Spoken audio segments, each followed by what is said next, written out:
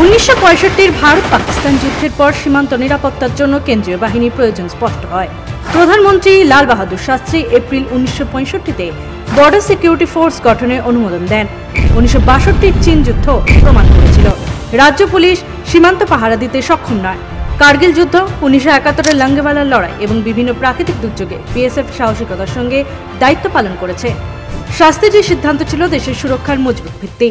আপনি কি জানেন 1965 সালে পাকিস্তানের সঙ্গে সংঘর্ষ চলাকালীন লাল বাহাদুর শাস্ত্রী কেন সীমান্ত নিরাপত্তা বাহিনী বা বিএসএফ এর ভিত্তি স্থাপন করেছিলেন?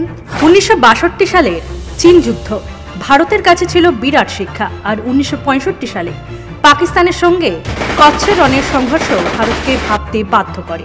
সেখানে মোতায়েন পুলিশ পাকিস্তানি সেনার মোকাবিলা করতে পারেনি। তাই 1965 সালের এপ্রিল মাসে শাস্ত্রীজি একটি কমিটি গঠন করেন, যারা কেন্দ্রীয় বাহিনীর প্রয়োজনীয়তার কথা জানায়। সেই সুপারিশের ভিত্তিতেই 1 ডিসেম্বর 1965 সালে বিএসএফ এর আনুষ্ঠানিক প্রতিষ্ঠা হয়। আসলে 1950 থেকে 60-এর দশকে সীমান্ত নিরাপত্তার দায়িত্ব ছিল রাজ্য পুলিশের উপর। সেনা কেবলমাত্র যুদ্ধকালে ডাকাত। প্রতিদিনের অনুপ্রবেশ, চোরাচালান ও ছোটখাটো হামলার দায়িত্ব ছিল পুলিশের। অথচ তাদের হাতে আধুনিক অস্ত্র ছিল না, আবার রাজ্যগুলির মধ্যে সমন্বয়ও ছিল না। শুধু তাই নয়, বিএসএফ গঠনের সময় কিছু বিরোধিতাও হয়েছিল।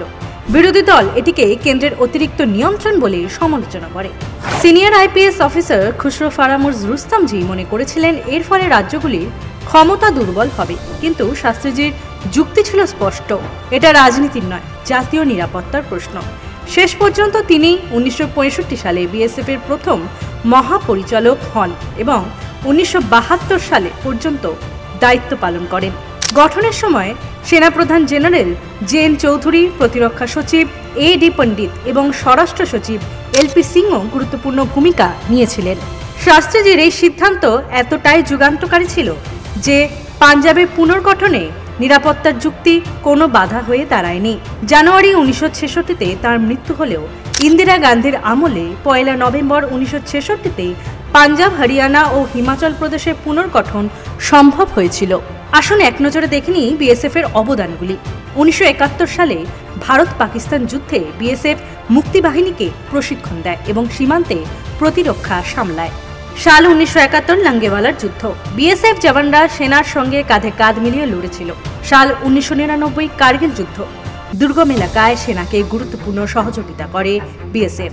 দুর্যোগ ও অভ্যন্তরীণ নিরাপত্তা, বন্যা, ভূমিকম্প, নির্বাচন ডিউটি ও নকশাল প্রভাবিত অঞ্চলে বিএসএফ সর্বদা সক্রিয় থেকেছে। আজ বিএসএফ বিশ্বের সবচেয়ে বড় সীমান্ত নিরাপত্তা বাহিনী, যেখানে রয়েছে 2.7 লক্ষেরও বেশি জওয়ান এবং 200-রও বেশি ব্যাটালিয়ন। লাল বাহাদুর শাস্ত্রী যদিও মাত্র 2 বছর প্রধানমন্ত্রী ছিলেন, কিন্তু দূরদর্শিতার সঙ্গে যে বিএসএফ গঠন করেছিলেন তা ভারতের নিরাপত্তা কৌশলে এক মাইল ফলক হয়ে দাঁড়িয়েছে। Bureau report, Bengal facts.